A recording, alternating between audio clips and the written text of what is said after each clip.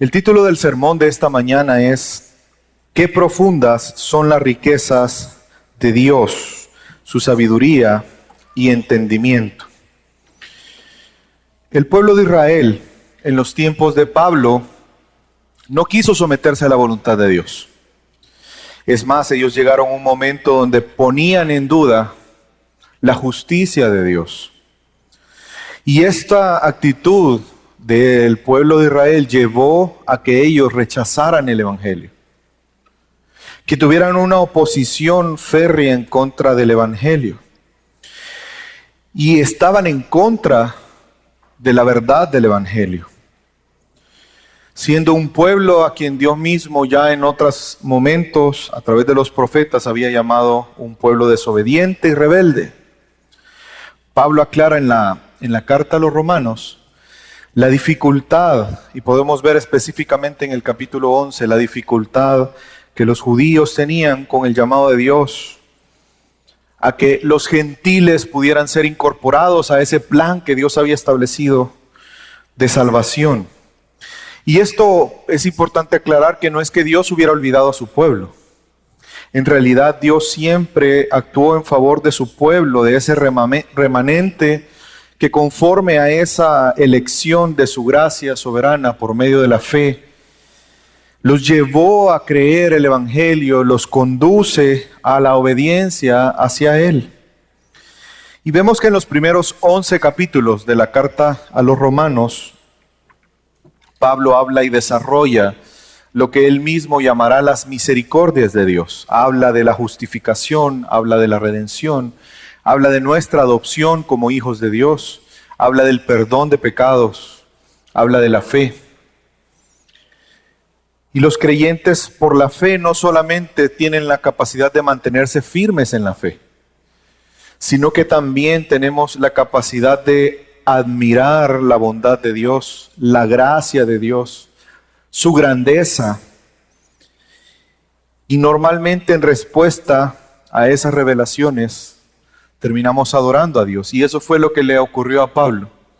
Luego de él estar escribiendo lo que vemos que contiene la carta a los Romanos en los primeros 11 capítulos, llega un momento en que él ya no soporta más. Y antes de continuar al segundo gran cuerpo de esta carta, él dice en reverencia explícita y en alabanza a Dios lo siguiente. Romanos capítulo 11, versículo 33 al 36. Oh profundidad de las riquezas, de la sabiduría y del conocimiento de Dios. Cuán insondables son sus juicios e inescrutables sus caminos. Pues, ¿quién ha conocido la mente del Señor? ¿O quién llegó a ser su consejero? ¿O quién le ha dado a él primero para que se le tenga que recompensar? Porque de él, por él y para él son todas las cosas. A él sea la gloria para siempre. Amén. Pablo, con esta hermosa adoración a Dios, por esa misma grandeza que él había estado exponiendo en esta carta, básicamente nos enseña tres cosas importantes. Uno, que debemos admirar la grandeza de Dios. Segundo, llegar a la conclusión entonces, admirando esa grandeza, que no hay nadie más grande que Él. Y tercero, a reconocer con nuestra vida que solamente Él es digno de toda la gloria. Cuando nosotros admiramos la grandeza de Dios, siendo hijos de Dios, eso nos va a llevar a vivir para su gloria, rindiéndonos en adoración a Él. Y yo espero que este día, al poder cada uno de nosotros pensar ver y admirar esa grandeza, no nos quede más que decir, a Él sea toda la gloria. Y que esa convicción nos lleve entonces a presentarnos a Dios como adoración para Él. Quisiera retomar el versículo 33 de Romanos 11. Oh, profundidad de las riquezas de la sabiduría y el conocimiento de Dios. Vemos que Pablo está haciendo una admiración aquí.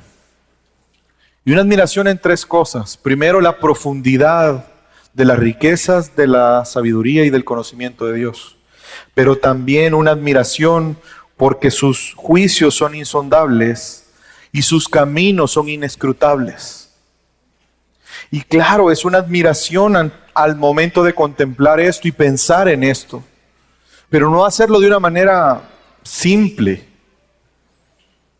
Yo tengo un amigo que cuando él es bien expresivo y cuando él le encanta la cocina y comer también, pero cuando él come algo que le gusta, mire, él se convierte casi que un vendedor de aquel que cocinó. ¡Wow! Mira, esto está espectacular, qué riquísimo, probalo. No me gusta. Bueno, al final lo termine convenciendo que pruebe, porque usted le ve esa convicción y esa admiración por lo que está comiendo, que uno dice, bueno, quizás de verdad tiene algo tan especial. Y eso es lo que Pablo está haciendo aquí. ¡Oh! ¡Cuán profundo! Cuán profundas son las riquezas de Dios. Vemos que la Biblia nos enseña que el Señor le pertenecen los cielos y los cielos de los cielos y la tierra y todo lo que en ella hay. Es decir, no es que solamente Dios sea dueño del globo terráqueo. Absolutamente todo lo que está dentro de la tierra le pertenece a Dios.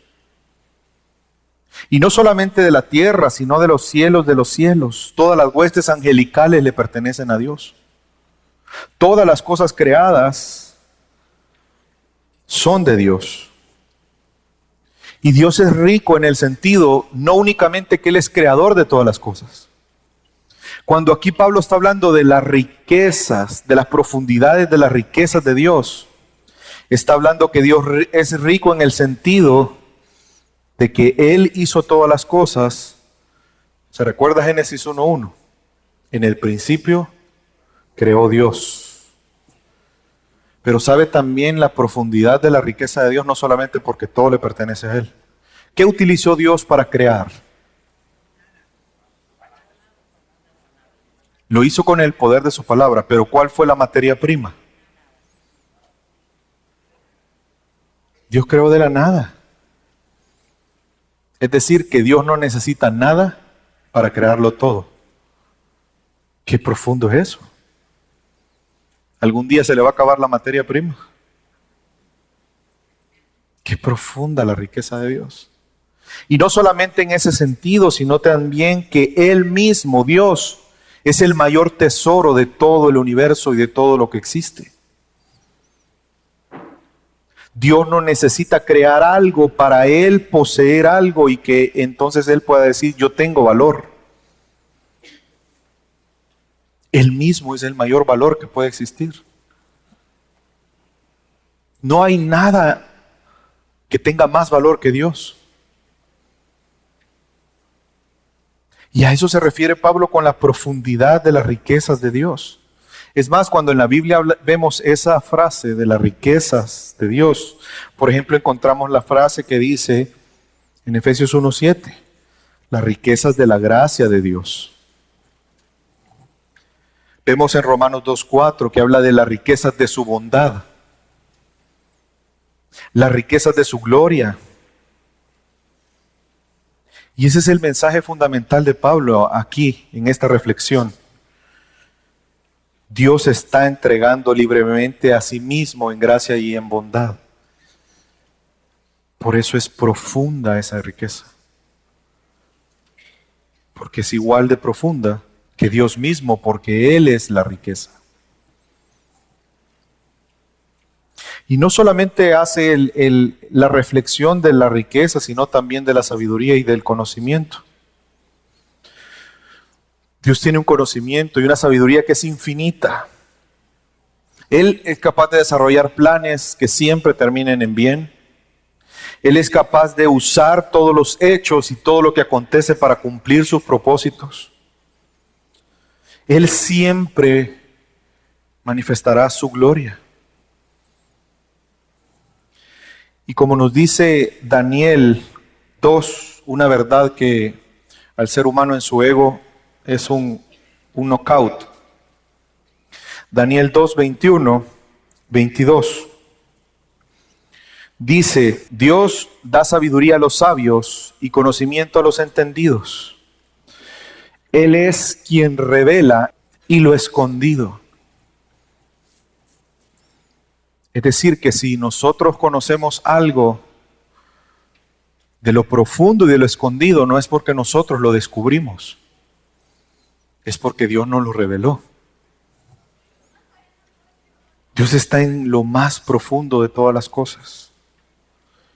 Y está en lo más alto, Él es lo más elevado. Todas las cosas tienen su raíz en Dios y todas las cosas van hacia Dios. Y siempre habrá una profundidad de Dios que no llegaremos a conocer.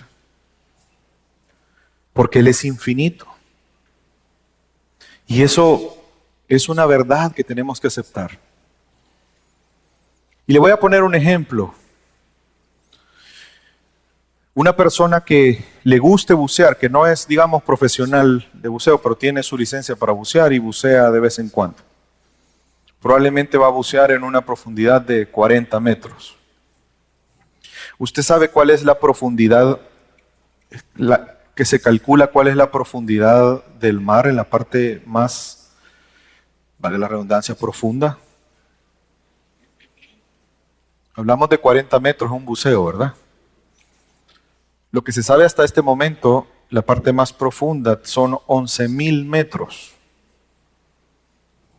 Para que tengamos una idea, ¿qué representa 11.000 metros? El Everest son 8.800 y fichas de metros. Más o menos se calcula que es la altura en la que un avión planea ya en distancias largas. Y el buzo llega a 40 metros. Y podríamos hacer una equivalencia entre nuestra sabiduría y la sabiduría de Dios. Nuestra sabiduría nos llega a 40 metros. Pero la de Dios está más profunda que 11.000 metros. Así de diferencia hay entre nuestra sabiduría y la de Dios. Por lo tanto, entendamos, no hay una interpretación verdadera de la realidad que debamos de tenerla fuera de Dios. No importa qué tan profundo sea nuestro razonamiento, vamos a andar por los 40 metros. Somos profesionales, pues lleguemos a los 100.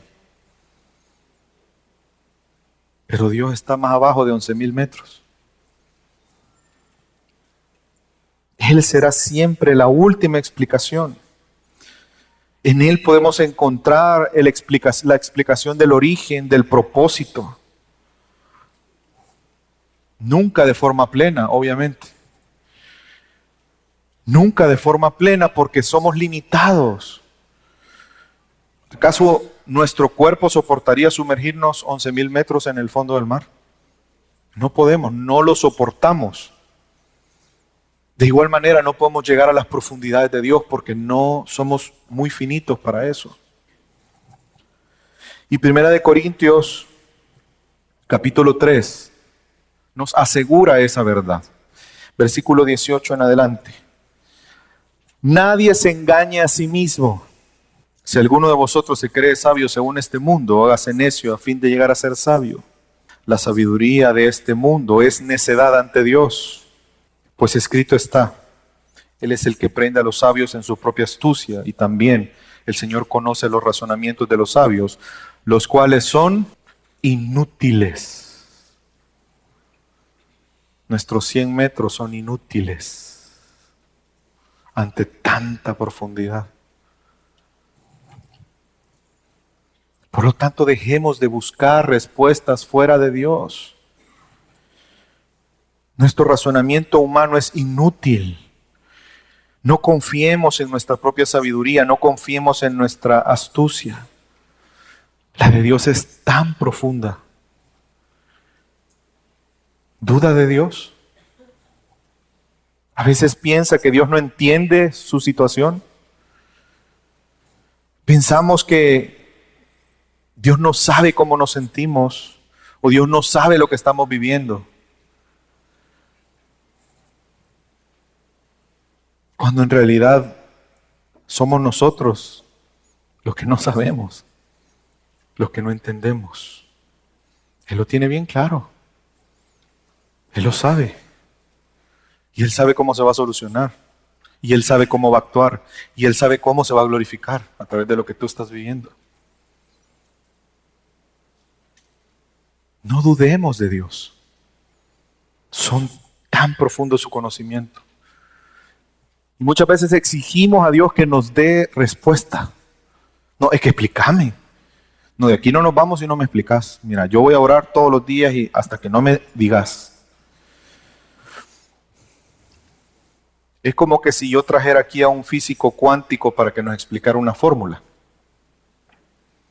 Pero no de una manera sencilla, sino que le explicara a su mayor expresión de una forma técnica. ¿Cuántos de nosotros podríamos entender? Yo soy cero matemático. Yo me quedo seguramente más que en el aire, en la luna, en Júpiter, no sé en dónde. ¿Para qué le pedimos explicación a Dios si no tenemos la capacidad de entender?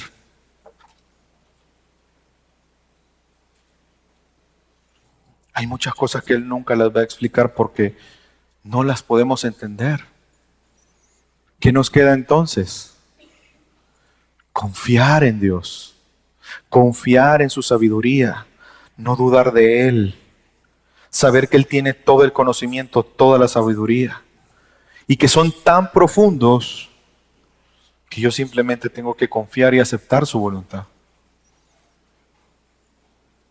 Con la garantía que esa voluntad es buena, es agradable y es perfecta para nosotros, aunque no lo entendamos.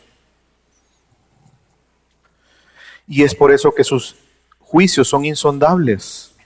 Si yo no conozco la sabiduría de Dios, no conozco la profundidad de sus riquezas y de su conocimiento, entonces eso me imposibilita hacer un juicio del juicio de Dios.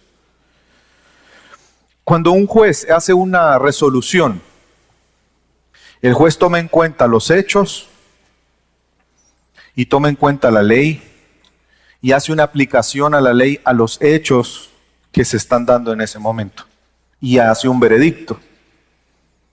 Para yo interponer un recurso a ese juez, tengo que tener conocimiento pleno de los hechos y tengo que tener conocimiento de la ley.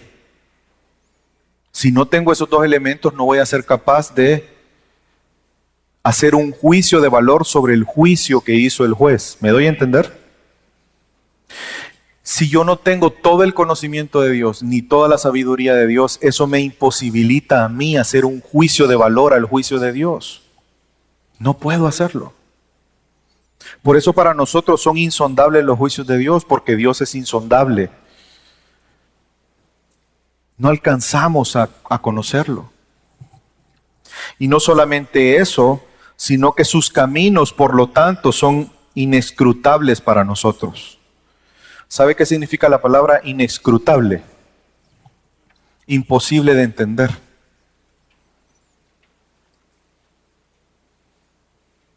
Es que él está hablando de física cuántica y es alemán. ¿Cómo me pongo de acuerdo? No le entiendo, o sea, ese es el punto. Por eso no entendemos sus caminos, porque no estamos a su nivel, o lo estamos.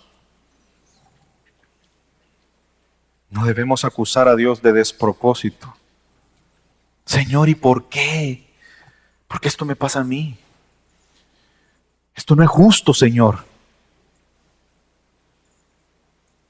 ¿Tú eres capaz de discernir si es justo? ¿Tú eres capaz de cuestionar a Dios? Cuando Él te lo explique, tú vas a entender. No podemos dudar de los caminos de Dios. Si Él nos dice, te vas a ir aquí, pues ahí voy, porque vamos a poner a discutir con Él. No podemos cuestionar los planes de Dios si no podemos entenderlos. Y entonces, ante esa gran verdad que Dios es tan grande que no hay nadie como Él, Pablo empieza a profundizar en sus argumentos y lo hace a través de preguntas retóricas. Y nos hace la pregunta, pues, ¿quién ha conocido la mente del Señor? ¿Y quién llegó a ser su consejero? ¿Qué respondemos ante esa pregunta? ¿Cuál es la respuesta? Nadie. Ese es el punto. Él es tan grande que no hay nadie como Él. No hay nadie que esté a su nivel. Nadie. Nadie ha conocido la mente de Dios para ser su consejero. ¿Sabe que cuando una persona está dando consejería a otra persona, buena parte del trabajo que el consejero tiene que hacer es escuchar a la persona? ¿Por qué es importante escuchar a la persona al momento de darle consejería a alguien? Porque tenemos que tratar de entender lo que está pasando y tratar de entender cómo la persona se siente y qué piensa. Y al llegar a ese entendimiento, entonces yo puedo darle un buen consejo. Porque piénselo, es como cuando usted va donde un abogado y le pide un consejo, o donde un doctor. Si usted no le dice todos los síntomas al doctor, ¿le va a dar una buena receta? Usted tiene que saber todos los síntomas, tiene que decirle todo cómo se siente. Y probablemente tenga que hacer varios exámenes para lograr determinar qué tiene. Y ese es el punto. Si yo me creo consejero de Dios, significa que yo puedo entender todo lo que está pasando. Para yo decirle, mira, fíjate que hay una mejor opción. Dios, toma nota, por favor. Mira, fíjate que ando con poco tiempo. Toma nota. Creo que esto mejor lo vamos a resolver así, así, así, así. Porque no contemplaste esto y esto y esto. Entonces, como no lo tomaste en cuenta, eso cambia el panorama. ¿Tengo razón o no tengo razón? Entonces, hagamos así.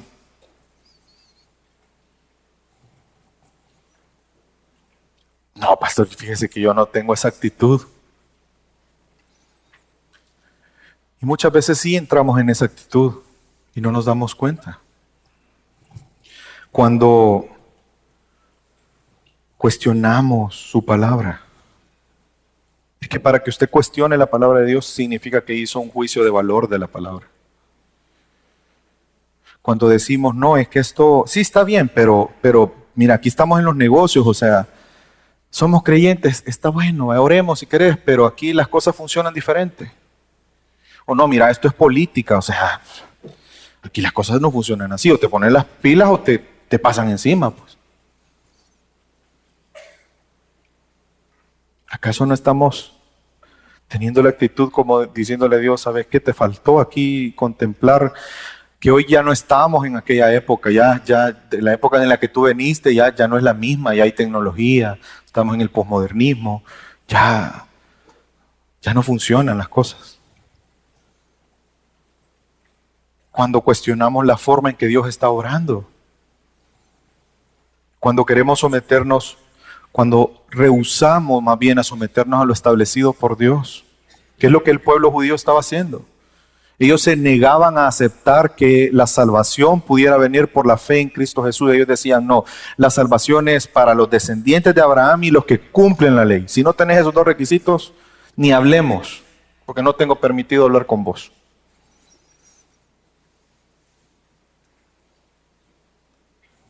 La pregunta es si realmente esa es la voluntad de Dios. Cuando decimos, no necesito congregarme.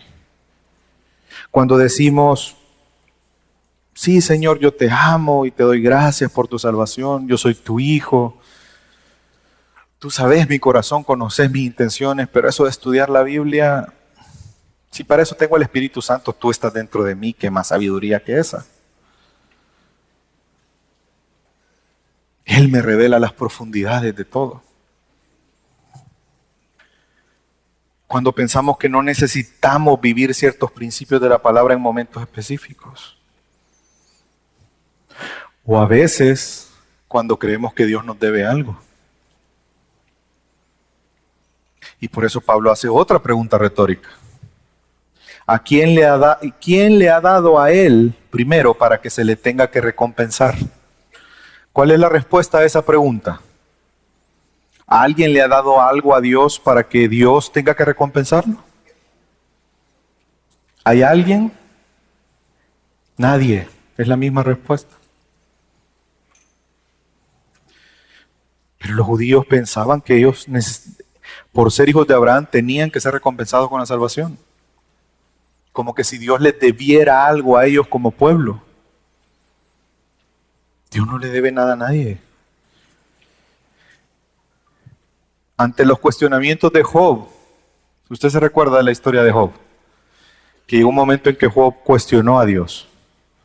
Y Dios en su misericordia lo habló con él como hablar con un niño. Y veamos lo que le dice Dios a Job, Job 41:11. ¿Quién me ha dado algo para que yo se lo restituya? Cuanto existe debajo de todo el cielo es mío. Es que el ser humano, lo quiera reconocer o no, todos le pertenecemos a Dios. Y si somos de Él, Él no nos debe nada a nosotros. Por lo tanto, no hay algo que podamos regalarle a Dios. Voy a sorprender a Dios y le voy a regalar esto. O le voy a dar un consejo a Dios. ¿Ya le ha pasado a usted que hay alguien que usted está hablando con alguien en una plática y que se vuelve interesante porque la persona le cuenta algo que usted no sabía? ¡Hey, mira qué interesante eso! Contame un poquito más. ¿Usted cree que eso nos va a pasar con Dios? Yo hablando con Dios y le empiezo a contar algo y... ¿De verdad? ¿En serio, Carlos? No. Contame un poquito más de eso. Quiero aprender. Enséñame. Él es dueño de todas las cosas. Todo le pertenece a Él. Y es que, ¿saben cuál es el punto? Que nosotros pensamos que sí le damos cosas a Dios por las que Él tiene que recompensarnos. Pero es que yo le doy mi tiempo a Dios. Yo le he entregado mi vida a Él. Su nombre ha sido glorificado. Yo doy en la iglesia financieramente. Pero seamos sinceros. ¿Acaso el tiempo que usted llama mi tiempo y que yo llamo mi tiempo no es de Dios? ¿Acaso aquello que usted llama y que yo llamo mi vida no es de Dios? Lo material que podamos entregarle a Él, la pregunta es, ¿eso no era de Él?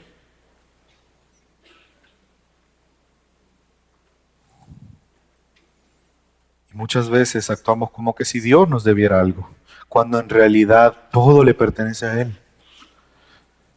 Es que si el tiempo es suyo, entonces usted puede decidir sobre el tiempo. Y hay momentos donde hemos deseado y anhelado con nuestro corazón alterar el tiempo o no, retrocederlo, adelantarlo. ¿Sabe por qué no lo podemos hacer? Porque no es nuestro.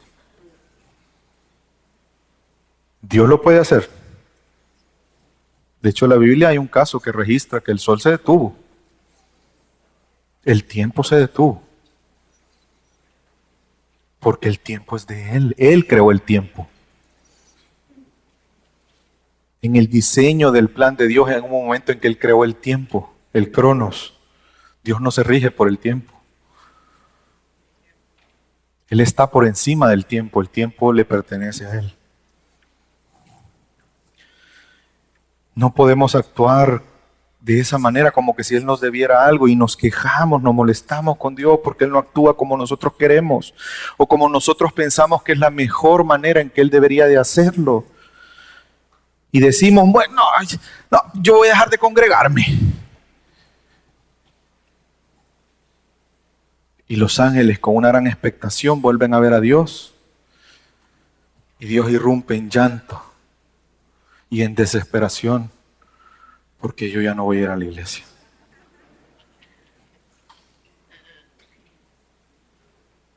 Y que lo hacemos con una actitud como que vamos a castigar a Dios.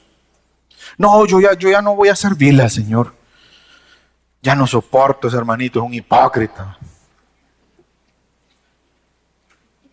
Son muy pecadores, son chambrosos. Vení, te voy a contar lo que hizo, vení.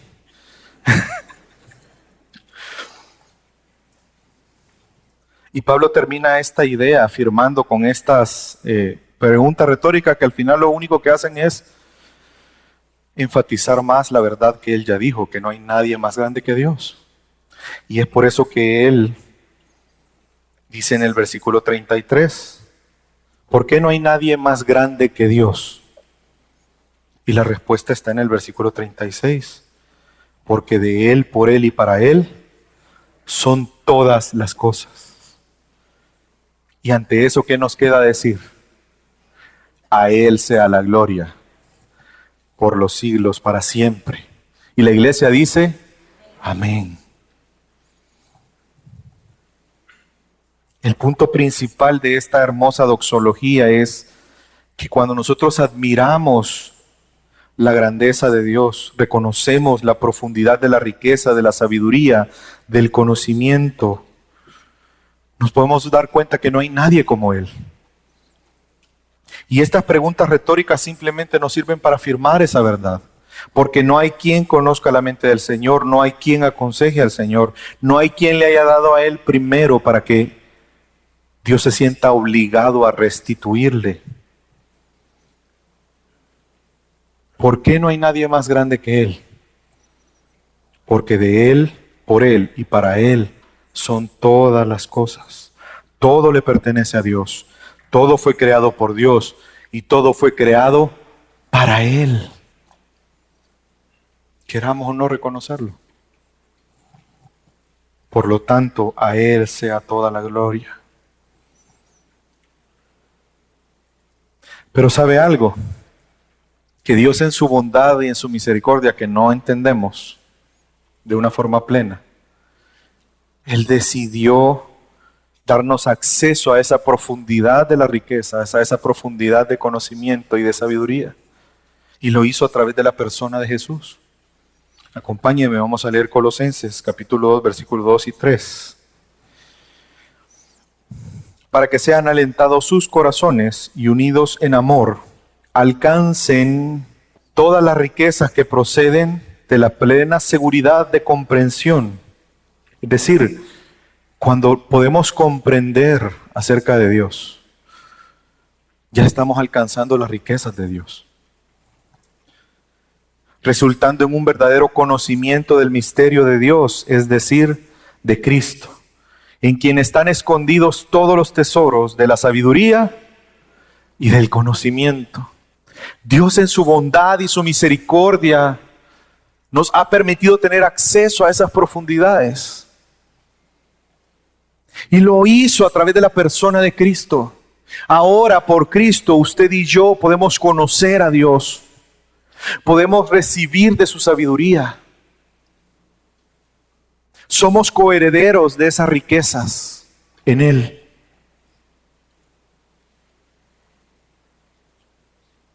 Definitivamente a Él sea toda la gloria. La sabiduría de Dios es Jesús crucificado, resucitado y reinante. Como lo dice Corintios 1, 23 y 24, pero nosotros predicamos a Cristo crucificado, piedra de tropiezo para los judíos y necedad para los gentiles, mas para los llamados, tanto judíos como griegos, Cristo es poder de Dios y sabiduría de Dios. El conocimiento indescriptible de Dios y sus profundidades están en Cristo Jesús. Todos los hechos, todos los eventos, todos provienen de Él. Todos son sustentados por Él. Y es la forma en que podemos conocer la realidad de las cosas a través de Él. Cristo es el camino de Dios. Cristo es la verdad de Dios. Cristo es la vida de Dios. Él es el propósito sabio. Él es la meta de todas las cosas en el plan de Dios. Y ahora a través de Cristo hemos recibido el más grande tesoro que existe, Dios mismo. Usted y yo no teníamos acceso a Dios. Éramos enemigos de Dios. Pero ahora disfrutamos de las riquezas de Dios en Cristo Jesús. Qué bueno es Dios. Qué grande es Dios. Nuestra respuesta ante tan hermosa verdad y grandiosa verdad es que nuestra vida debe de ser entregada voluntariamente a Dios. Es que el punto es este, mire. Y lo repito de una manera más corta. Cuando usted logra ver la grandeza de Dios y admirar la grandeza de Dios, y se da cuenta y nos damos cuenta quiénes somos frente a Dios, que no somos nada, y que todo lo que existe fue creado por Él, y para Él solo nos queda decir, a Él sea la gloria por la eternidad. ¿Qué más podemos decir? ¿Qué más podemos hacer? Si vivir para su gloria, vivir entregados a Él, que su nombre sea glorificado, que su nombre sea exaltado. Y eso se manifiesta de dos formas en nuestra vida, cuando vivimos para los propósitos de Dios, porque entendemos que es el mejor camino, que es lo mejor que podemos hacer, que es lo mejor que podemos esperar. Y nuestra vida empieza a anhelar cumplir la voluntad de Dios y no nuestra voluntad.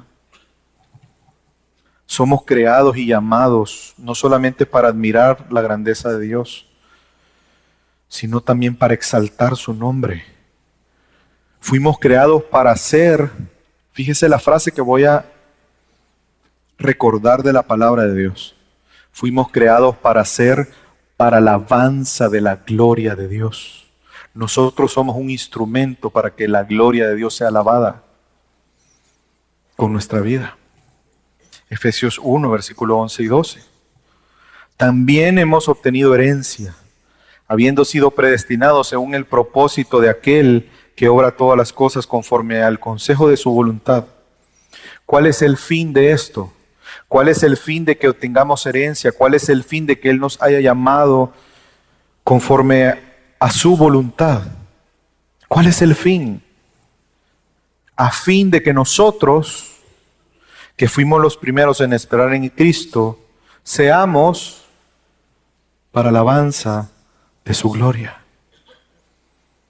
El propósito de su vida es que su vida alabe la gloria de Dios. Ese es el propósito de nuestra vida. ¿Y sabe qué implica también esto entonces? Vivir presentando nuestra vida como una adoración constante a Él.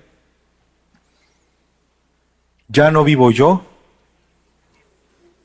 y lo que vivo en la carne, lo que vivo en el día a día, lo vivo en la fe del Hijo de Dios.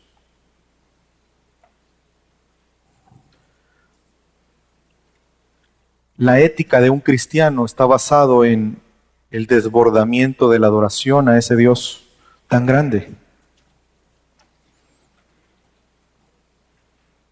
Nuestro comportamiento se basa en nuestra fe. Por eso la Biblia dice que la fe sin obras es muerta. Solo hasta que tú tengas esa convicción de la grandeza de Dios, entonces realmente en tu vida vas a decir, a Él sea la gloria. Hay cristianos que no les interesa la gloria de Dios. A nosotros los seres humanos por naturaleza nos interesa nuestra propia gloria. ¿Sabe cuándo cambia eso? cuando somos conscientes de la grandeza de Dios. Se cae todo orgullo, se cae toda altivez, se cae todo sentido de autosuficiencia.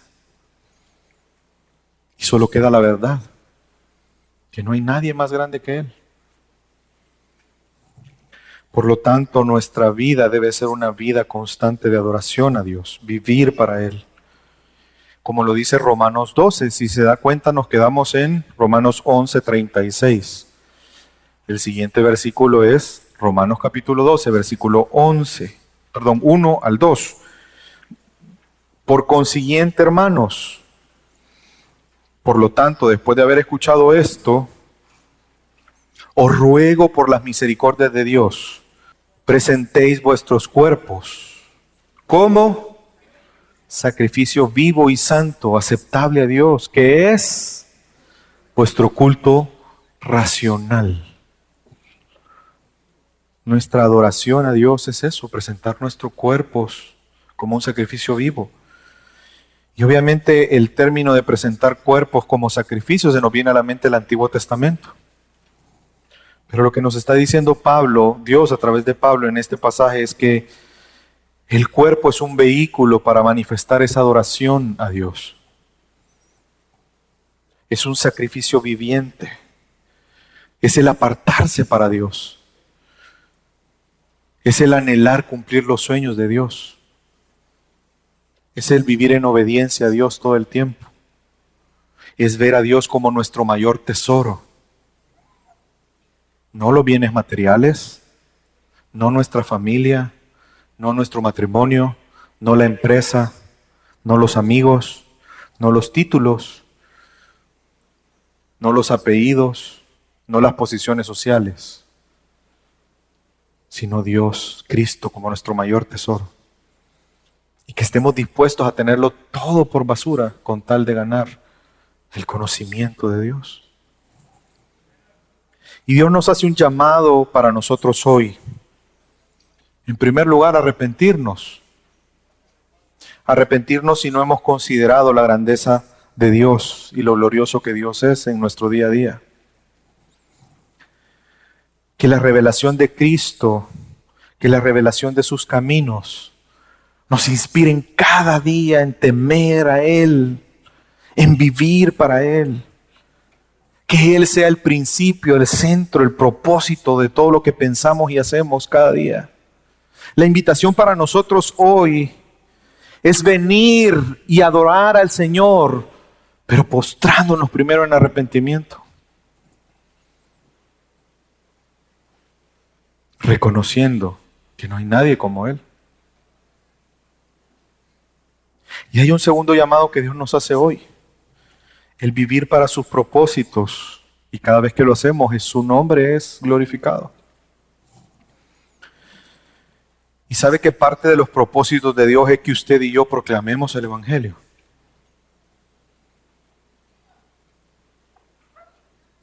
Usted no va a encontrar que el propósito de Dios para un ser humano es tener una casa propia. Usted no va a encontrar que el propósito del ser humano, en la Biblia usted no va a encontrar que el propósito del ser humano es tener una linda familia, tener un buen trabajo, ser empresario. Todas esas cosas las podemos tener, las vamos a tener y Dios nos las da. Pero el fin no es ese. ¿Sabe cuál es el fin? Que hagamos su voluntad como padres, como esposos en nuestro matrimonio. Que hagamos su voluntad en el lugar donde trabajamos. Que hagamos su voluntad administrando los bienes que Él nos da. Y es por eso que Efesios 3:8 nos dice algo respecto al propósito por el cual nos salvó.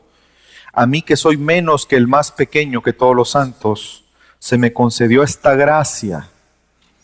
La gracia es un regalo inmerecido, ¿ok? ¿Cuál es la gracia que Dios le concedió? Anunciar a los gentiles, ¿el qué? Las inescrutables riquezas de Cristo. Ahora somos partícipes de las riquezas de Cristo. Pero eso tiene un propósito, que usted pueda anunciarlas a otros. Esa es una gracia que Dios nos da. y sacar a la luz cuál es la dispensación del misterio que por los siglos ha estado oculto en Dios, creador de todas las cosas, a fin de que la infinita sabiduría de Dios sea ahora dada a conocer por medio de la iglesia. Esto es para nosotros, a los principados y potestades en las regiones celestes. Tenemos la oportunidad de anunciar las inescrutables riquezas de Cristo, las cuales ya disfrutamos por la bondad de Dios. Pero que eso no nos baste. Anunciémoslas. Hablemosles a otros. Mostremos a otros la infinita sabiduría de Dios por medio de aquel que es nuestra sabiduría, es decir, Cristo Jesús. Y en tercer lugar, vivir en adoración a Dios, rindiendo todo nuestro ser a Él como un culto racional. Nosotros somos sacrificio vivo, porque ya en Cristo tenemos vida juntamente con Él. Por lo tanto, nuestra vida puede ser un sacrificio agradable a Dios. Esa es parte de la riqueza de Dios. ¿Por qué no disfrutamos eso? No dejemos que nuestro orgullo y nuestra altivez nos engañe pensando que nuestros caminos son mejores que los caminos de Dios. Que nuestros deseos son mejores que los deseos de Dios. Que nuestra voluntad es mejor que la voluntad de Dios. Sino que rindámonos a Él. Sacrifiquémonos como adoración a Dios cada día. Rindiéndonos a Él en adoración. Dejando la vieja manera de vivir, la vieja manera de pensar. Y ahora renovemos nuestra mente, aceptando la voluntad de Dios y procurando cada día vivir para su gloria y reconociendo que Él es el más grande tesoro que usted y yo podamos tener. Mi amada familia, todos los días de nuestra vida no se nos olvide y vivamos conscientes que Él es el único digno de toda gloria, honra y honor. A Él sea toda la gloria por la eternidad. Amén.